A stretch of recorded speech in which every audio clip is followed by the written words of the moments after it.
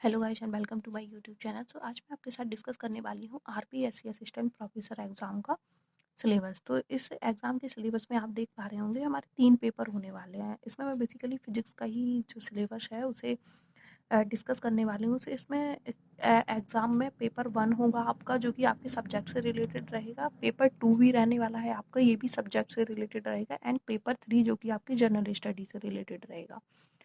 सो आपके पेपर 1 में कौन-कौन सी यूनिट है? सो फर्स्ट हमारा यूनिट जो है वो है इलेक्ट्रोमैग्नेटिक थ्योरी। सो पूरा इलेक्ट्रोमैग्नेटिक थ्योरी वाला पोर्शन वो इसमें आएगा। साथ ही साथ इसका जो सेकंड यूनिट है वो है इलेक्ट्रॉनिक्स। तो आपको पूरी जो इलेक्ट्रॉनिक्स आपने पढ़ रखी है अपने बीएससी एमएससी के टाइम पे, सो वो यहाँ पर आपको क्या होगा इसमें आने वाला है वो वाला यूनिट। नेक्स्ट हम बात करेंगे सर्किट एनालिसिस भी आएगा इसमें। एंड फिर उसके बाद atomic and molecular physics. And जो हमारा लास्ट यूनिट होगा वो होगा हमारा कंडेंस्ड मैटर फिजिक्स। सो आपकी 5 यूनिट इस पेपर 1 में आने वाली हैं। अभी इसमें क्या है, पैटर्न ऑफ क्वेश्चन पेपर जो पैटर्न है वो क्या रहने वाला है, इसमें ऑब्जेक्टिव टाइप पेपर रहेगा। मैक्सिमम मार्क्स होंगे आपके 75। नंबर ऑफ क्वेश्चंस इसमें जो होंगे वो 150। जो आपका टाइम ड्यूरेशन होएगा वो 3 आवर होगा। और सभी क्वेश्चंस के जो होंगे, जैसे 150 क्वेश्चन है तो उसके इक्वल जो मार्क्स होंगे वो होंगे। कोई और इसमें क्या होगा, नेगेटिव मार्किंग भी होगी। एंड आपका जो पेपर होगा वो इंग्लिश हिंदी दोनों लैंग्वेज में अवेलेबल होगा। अब हम नेक्स्ट पेपर को डिस्कस करने वाले हैं, जो कि है हमारा पेपर नंबर 2। अभी इसमें क्या होगा, पहले यूनिट जो है इस पेपर का सो वो है हमारा मैथमेटिकल मेथड्स ऑफ फिजिक्स। सो ये हम बीएससी में भी पढ़ रहे होते हैं, और साथ ही साथ हम एमएससी के भी फर्स्ट सेम में इसको पढ़ते हैं। सो ये हमारा मैथमेटिकल मेथड्स ऑफ फिजिक्स है। क्लासिकल मैकेनिक्स आपको पूरा पढ़ना है।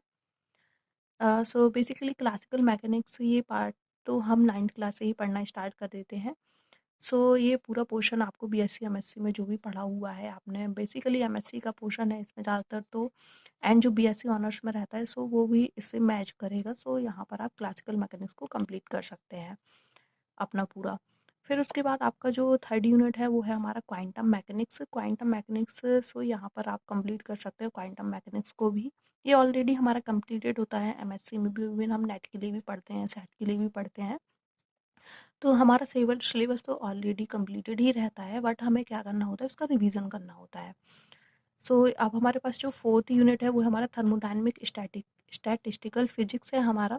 सो आपको पूरा ये पोर्शन पढ़ना है। साथ ही साथ आपका nuclear and particle physics. So 5 unit आपकी उसमें थी एंड 5 यूनिट इसमें, यानी कि 10 यूनिट है आपके सब्जेक्ट की।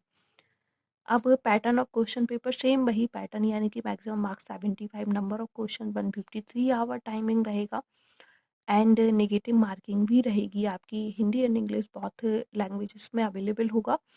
एंड जो मार्क्स होंगे वो इक्वल होंगे। अब हमारे थर्ड पेपर की बात कर लेते हैं। सो थर्ड पेपर को कंप्लीट करने के लिए आप जो है राजस्थान जो स्टेट है वहाँ की आप मैगजीन्स को, किसी की भी मैगजीन को, जनरल स्टडी को फॉलो कर सकते हैं। किसी चैनल को फॉलो कर लीजिए यूट्यूब को।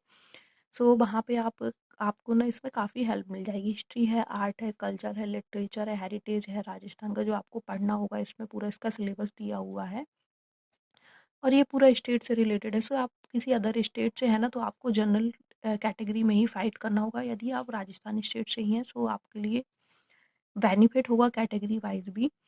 एंड यहाँ पर आप जियोग्राफी ऑफ राजस्थान ये पूरा पढ़ना है। Political and administration system of Rajasthan, economy के बारे में भी आपको वहाँ की पढ़ना होगा। एंड कंटेम्प्रेरी जो इवेंट्स हैं, वहाँ की इवेंट्स हैं, वो उनके बारे में भी आप। पैटर्न क्या है क्वेश्चन पेपर का, सो यहाँ पर मैक्सिमम जो है मार्क्स 50 रहेंगे। नंबर ऑफ क्वेश्चंस आपके 100 रहेंगे।